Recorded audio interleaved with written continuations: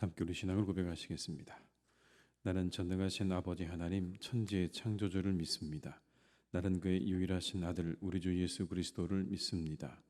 그는 성령으로 잉태되어 동정녀 마리아에게서 나시고 본디오 빌라도에게 고난을 받아 십자가에 못 박혀 죽으시고 장사된 지 사흘 만에 죽은 자 가운데서 다시 살아나셨으며 하늘에 오르시어 전능하신 아버지 하나님 우편에 앉아 계시다가 거기로부터 살아있는 자와 죽은 자를 심판하러 오십니다. 나는 성령을 믿으며 거룩한 공교회와 성도의 교제와 죄를 용서받는 것과 몸의 부활과 영생을 믿습니다. 아멘. 찬송가 353장을 찬양하시겠습니다. 353장입니다.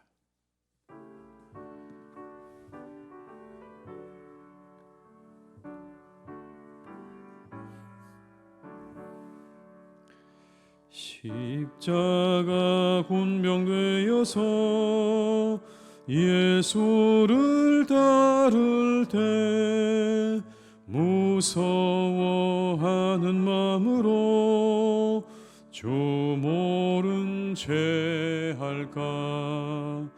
나의 주 그리스도 나를 속량했으니 나 십자가를 벗으로 저 멸류관 쓰리. 무성도 피를 흘리며 큰 싸움하는데 나 어찌 편히 누워서 상 받기 바랄까. 나의 주 그리스도 나를 속량했으니 나 십자가를 벗으로 저 멸류관 쓰리. 이 죄악 많은 세상에 수많은 원소들 날 유혹하고 해치나 내 주만 따르리. 나의 주 그리스도 나를 속량했으니 나 십자가를 벗으로 저 멸류관 쓰리. 나 멸류관을 쓰려고 몸 바쳐 싸울 때 주 내게 용기 주시사 이기게 하시네. 나의 주 그리스도 나를 속량했으니 나 십자가를 벗으로 저 멸류관 쓰리.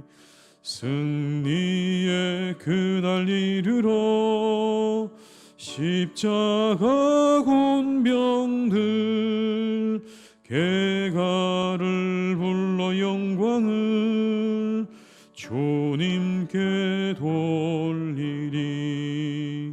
나의 주 그리스도 나를 속량했으니 나 십자가를 벗으로 저 멸류관 5절입니다. 승리의 그날 이르러 십자가 곤병들 개가를 불러 영광을 주님께 돌리리. 나의 주 그리스도 나를 속량했으니 나 십자가를 벗으로 저 저멸류관 쓰리. 이 시간 하나님께서 우리에게 주신 말씀은 전도서 9장 13절에서 18절의 말씀이 되겠습니다. 전도서 9장 13절에서 18절의 말씀입니다.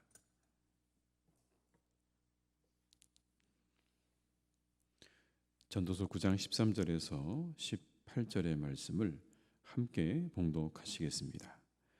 내가 또 해 아래에서 지혜를 보고 내가 크게 여긴 것이 이러하니 곧 작고 징구가 많이 아니한 어떤 성읍에 큰 왕이 와서 그것을 에워싸고 큰 흉벽을 쌓고 치고자 할 때에 그 성읍 가운데 가난한 지혜자가 있어서 그의 지혜로 그 성읍을 건진 그것이라. 그러나 그 가난한 자를 기억하는 사람이 없었도다. 그러므로 내가 이르기를 지혜가 힘보다 나으나 가난한 자의 지혜가 멸시를 받고 그의 말들을 사람들이 듣지 아니한다 하였노라. 조용히 들리는 지혜자들의 말들이 우매한 자들을 다스리는 자의 호령보다 나으니라. 지혜가 무기보다 나으니라. 그러나 죄인 한 사람이 많은 선을 무너지게 하느니라. 아멘. 전도자가 이야기를 시작합니다. 사람들이 살지 않은 작은 성읍에 한 큰 나라의 왕이 와서 그 성읍을 둘러싸고 이제 치려고 하는 것입니다.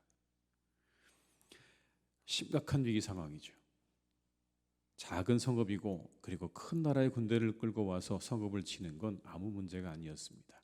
그런데 그때 그 가난하고 작은 성읍에 가난한 지혜자가 있어서 그 성읍을 건지게 되었다라는 이야기입니다.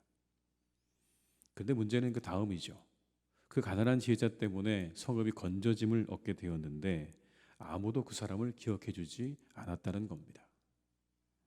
15절의 말씀을 제가 읽어드립니다. 그 성읍 가운데 가난한 지혜자가 있어서 그의 지혜로 그 성읍을 건진 그것이라. 그러나 그 가난한 자를 기억하는 사람이 없었도다. 기억하지 않았다라는 말은 이런 뜻입니다. 적절한 보상을 해주지 않았다. 그리고 그를 기념해주지 않았다는 겁니다. 큰 나라의 침략으로부터 이 사람의 지혜 때문에 그 성읍이 건짐을 얻었다고 한다면 그 사람에 대한 적절한 보상 내지는 그 사람을 기념하는 일이 있어야 되는 것이 마땅한데 가난하다는 이유 때문에 아무것도 그에게 주어지지 않았다는 그런 의미가 되는 것입니다. 이처럼 최고의 가치를 지니고 있는 지혜마저 그렇게 말한 사람이 힘이 없다는 가난하다는 이유 때문에 망각하고 무시되는 것이 우리가 살아가는 현실이다 라고 말을 하는 것이죠. 이 부주의란 현실을 그렇게 이야기하고 있는 것입니다. 세상이 얼마나 왜곡되어 있고 모순되어 있는지를 우리에게 보여주고 있는 그런 말입니다. 이야기는 조금 더 확장됩니다. 16절의 말씀을 함께 읽겠습니다. 그러므로 내가 이르기를 지혜가 힘보다 나으나 가난한 자의 지혜가 멸시를 받고 그의 말들을 사람들이 듣지 아니한다 하였노라. 지혜자에 대한 정당한 보상과 처우가 없었다라는 걸 넘어서서 이제 이 본문에서는 이렇게 말하는 겁니다. 아니 그거보다 더한 일도 있다. 그 지혜자의 이 놀라운 지혜가 가난하다는 이유 때문에 힘이 없다는 이유 때문에 무시되는 일도 많다는 겁니다. 그나마 앞서 성읍에 관련되어진 그 가난한 지혜자의 이야기는 사람들에게 수용이 되어서 성읍이 건진 바 되어졌지만 어떤 경우에는 그냥 그가 힘이 없고 가난하다는 이유 때문에 그 지혜가 받아들여지지 않는 현실도 우리 주변에 너무나 많다라고 하는 것이죠. 편견이 지혜를 지배한 겁니다. 예수님 때도 그랬었습니다. 나사렛에서 무슨 선한 것이 날 수가 있겠는가? 선지자가 고향과 친척과 자기 집 외에서는 존경을 받지 못하는 일이 없다라고 하셨던 말씀처럼 편견이 지혜를 지배하고 있는 것이죠. 어디 그뿐입니까? 오히려 현실은 힘 있는 우매한 자의 호통이 더 중요하게 여겨진다 라고도 말을 합니다. 17절의 말씀을 제가 읽어드리겠습니다. 조용히 들리는 지혜자들의 말들이 우매한 자들을 다스리는 자의 호령보다 나으니라. 분명 조용히 들려지는 지혜자들의 말들이 우매한 자들을 다스리는 자의 호령보다 낫다. 이 말이 맞죠? 100번 맞습니다. 그런데 이런 겁니다. 목소리 큰 사람이 이긴다라는 말이죠. 지혜자가 아니라 목소리 큰 사람, 호통을 치는 사람, 더 크게 말하는 사람이 이기는 것이 우리가 살아가는 현실이다. 지혜자의 지혜보다 사람의 호통이 더 사람들에게 통하고 먹히는 것이 우리가 살아가는 세상이 아닌가라는 겁니다. 분명 지혜자의 조용한 말이 더 나은데 실상은 우기는 자의 큰 소리가 더 중요하게 들린다는 거죠. 산상수훈의 말씀을 듣고 난 사람들의 반응을 성경은 이렇게 기록하고 있습니다. 예수께서 이 말씀을 마치심에 무리들이 그의 가르치심에 놀라니 이는 그 가르치시는 것이 권위 있는 자와 같고 그들이 서기관들과 같이 아니함일러라. 예수님께서는 큰 소리 내지 않으셨어요. 그럼에도 그 말이 가지고 있는 권세와 영향력은요, 우리가 지금 경험하고 있지 않습니까? 시대를 뛰어넘고 공간을 뛰어넘는 놀라운 능력을 가지고 있는 것이 예수님의 말씀이었습니다. 그런데 정작 예수님의 죽음을 우리가 잘 떠올려 보면 그렇게 모든 사람들에게 지혜의 말씀을 전하셨던 예수님이 억압과 억지를 부리는 바리새인과 서기관들에 의해서 그 인생의 마지막을 맞으셨다는 것 자체가 인간들의 부조리함을 그대로 우리에게 보여주고 있는 장면입니다. 그 지혜로우신 예수님께서 억압과 호통으로 일관하고 있는 제사장들과 바리새인들 그룹에 의해서 죽임을 당하셨다. 이게 얼마나 여러분 부조리합니까? 이 얼마나 불의한 일입니까? 그런데 이러한 일들이 우리의 주변에 비일비재하다는 거죠. 우리는 이 말씀 속에서 한 가지 지혜를 얻습니다. 편견과 지혜를 뚫고 편견과 여러분 모든 억압을 뚫고 지혜를 볼 수 있는 눈을 우리가 가져야 할 것입니다. 우리 안을 채우고 있는 편견과 세상의 큰 소리들을 뚫고 지혜를 볼 수 있다면 우리는 더욱더 풍성함을 누리게 될 것이고 그렇지 못하게 되면 그저 우리는 그 안에서 갇혀 살게 될 것입니다. 여러분의 안을 잘 들여다보십시오. 우리 안에 혹시 지혜를 누르고 있는 편견이 있지는 않은가? 그리고 내가 세상의 소리에 너무 귀 기울이고 있지는 않은가? 그래서 지혜보다 세상의 소리가 더 크고 그 소리에 눌려서 우리가 지혜로 여기지 못하는 그런 삶을 살고 있지는 않은가를 잘 살피셔서 지혜를 놓치는 삶이 아니라 지혜를 얻는 삶을 살아가시기를 주님의 이름으로 축원합니다. 우리의 편견 때문에 지혜를 놓쳐서는 안 됩니다. 세상의 소리 때문에 지혜를 놓쳐서도 안 됩니다. 이 모든 것들을 뚫고 우리가 지혜를 구하고 얻는 삶을 살아가시기를 주님의 이름으로 축원합니다. 18절의 말씀을 함께 읽어보시겠습니다. 지혜가 무기보다 나으니라. 그러나 죄인 한 사람의 많은 선을 무너지게 하느니라. 이런 뜻이죠. 지혜의 결과로 나타나는 선과 번영과 유익 등이 한 사람의 죄인 또는 한 사람의 죄로 인해서 완전히 파괴되고 소멸되어 버린다는 의미입니다. 예를 든다면 이런 것이라고 생각이 됩니다. 열심히 지혜를 모아서 잘 준비했습니다. 그런데 그만 그것을 알아주지 못하는 상사 때문에, 직장 상사 때문에 그 모든 계획과 그 모든 지혜가 다 무너져 버리는 것이 우리의 현실이다. 그런 뜻 아닐까요? 열심히 아래에 있는 사람들이 준비해서 정말 이 일은 잘 될 수밖에 없는 일인데도 불구하고 그 위에 직장 상사가 그 모든 것들을 인정하지 못해서 결국 열매를 거두지 못하는 현실, 아마 그런 것이 하나의 이해라고 생각이 되어집니다. 그러나 이 죄인 한 사람이 많은 선을 무너지게 했다는 것은 오늘 우리 현실과도 맞아떨어집니다. 스스로 지혜 있는 척하는 사람들에 의해서 하나님의 창조 질서가 무너져 버렸죠. 세상을 유지하는 놀라운 지혜를 무너뜨려 버렸습니다. 누가요? 사람들이요. 그 대가를 우리 모두가 톡톡히 치르고 있지 않습니까? 기상이변과 질병과 전쟁으로 우리는 그 대가를 톡톡히 치르고 있습니다. 그 대가 고통입니다. 질서가 무너져서 우리 모두가 다 고통을 받고 있어요. 스스로 똑똑한 체 하는 것입니다. 그게 어리석은 사람들의 특징이에요. 스스로 지혜 있는 체 하지만 결국 지혜가 아니라 어리석음입니다. 자신의 의견만이 맞다고 하면서 그 주장을 관철시키려고 합니다. 그러나 그건 결국 어리석은 일이에요. 사람들의 지혜가 하나님의 지혜를 넘어설 수 없습니다. 하나님의 지혜를 무너뜨리는 사람들의 지혜는 지혜가 아니고 어리석음이고 악입니다. 그것은 세상을 파괴하고 무너뜨리는 악이에요. 인간 스스로 지혜롭다고 여기지만 하나님의 지혜를 넘어서거나 그 지혜를 무너뜨리는 지혜는 지혜가 아닙니다.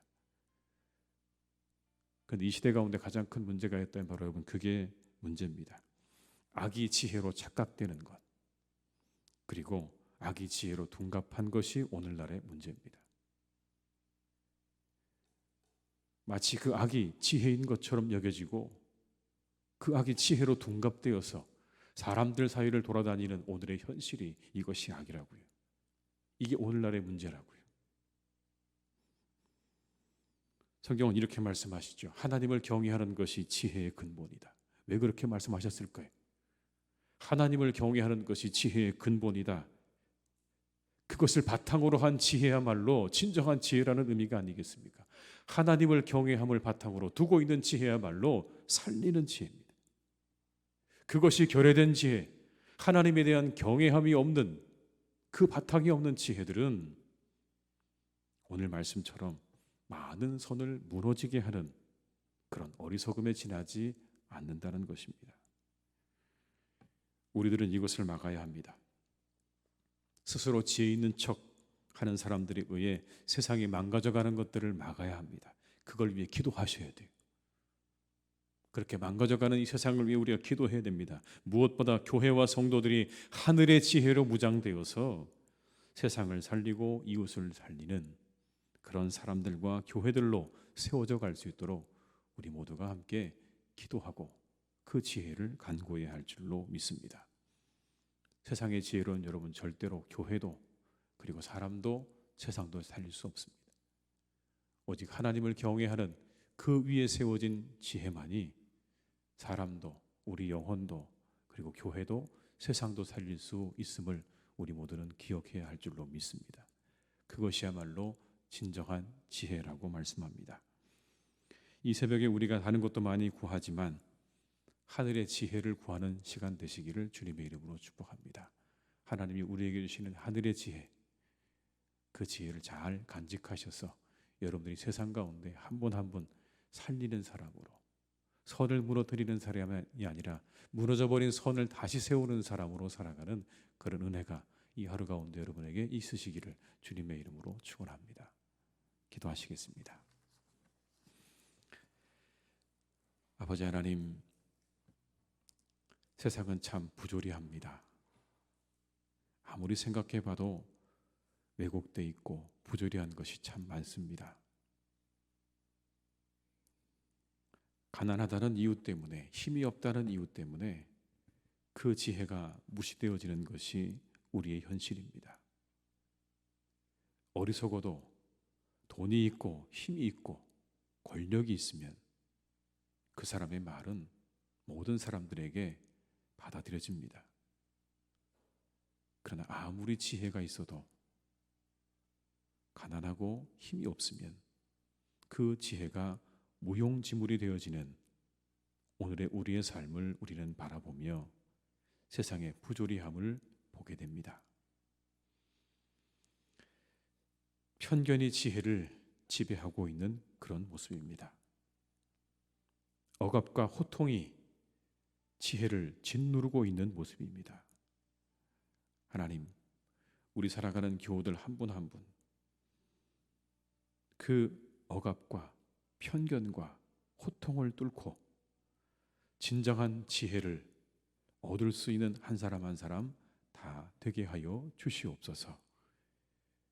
내 안에 가지고 있는 편견, 우리를 향해 들려오는 세상의 소리들을 뚫고 하나님이 우리에게 주시는 진정한 하늘의 지혜를 구하고 그 지혜를 얻어 살아가는 우리 성도님들이 다 되게 하여 주시옵소서.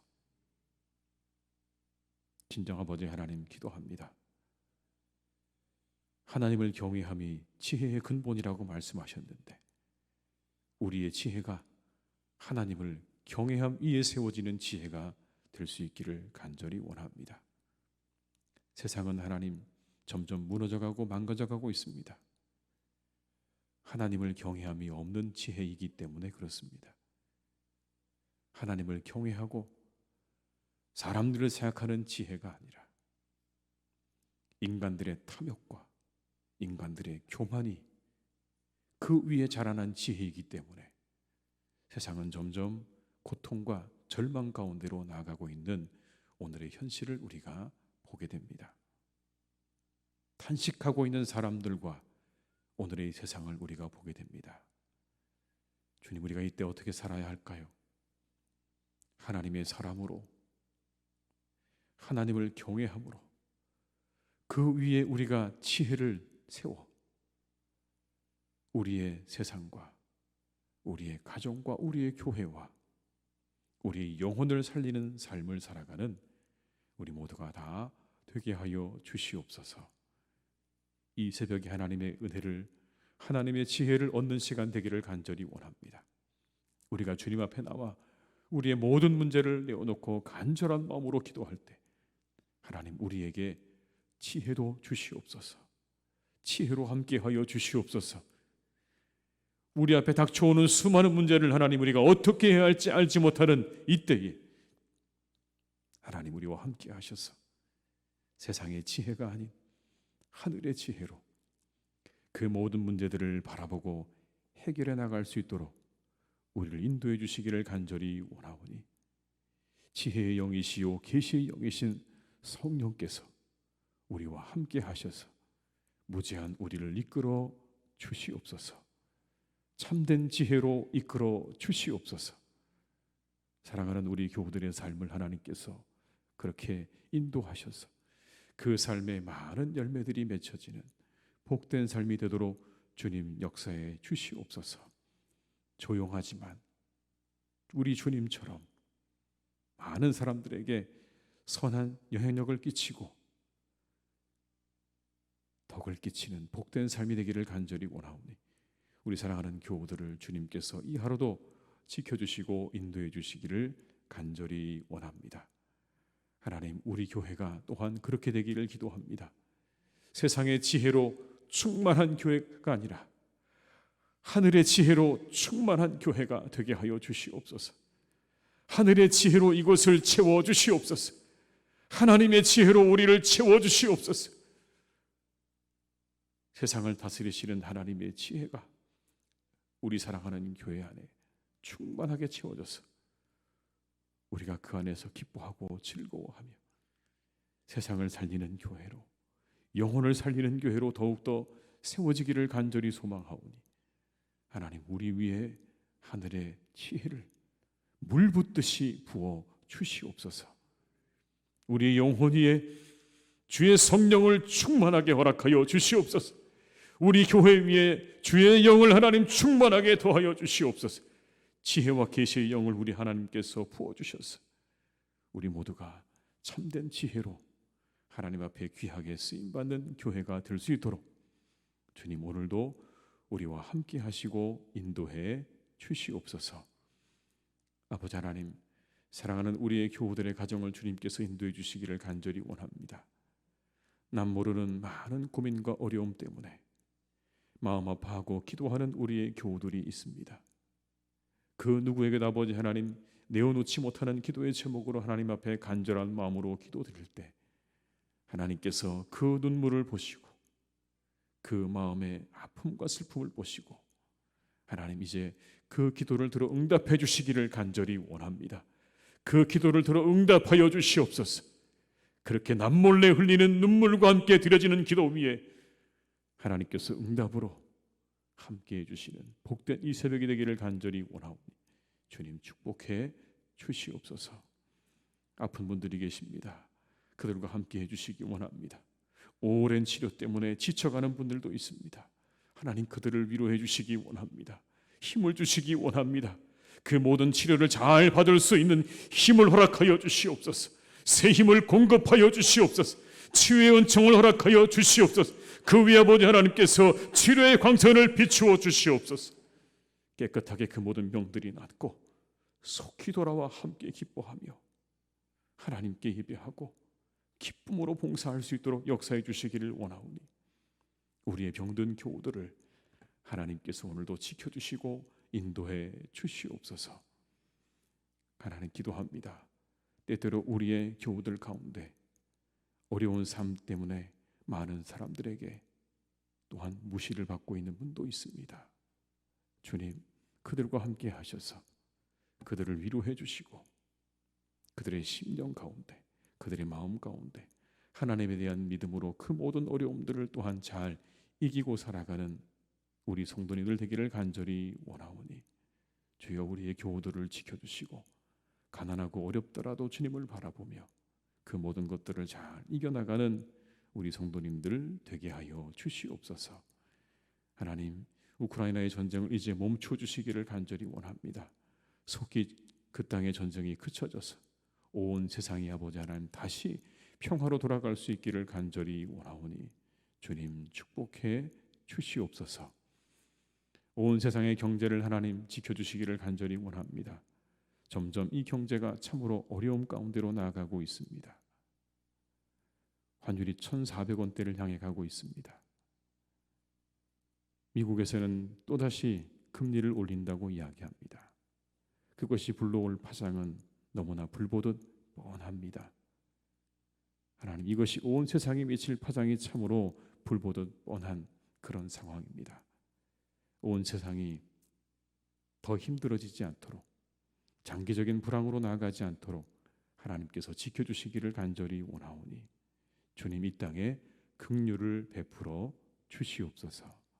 이 하루도 우리와 함께 하시는 하나님의 은혜로 충만하고 복된 시간 되기를 간절히 원하옵고 예수님의 이름으로 기도드립니다. 아멘. 각자의 자리에서 계속 기도하시겠습니다.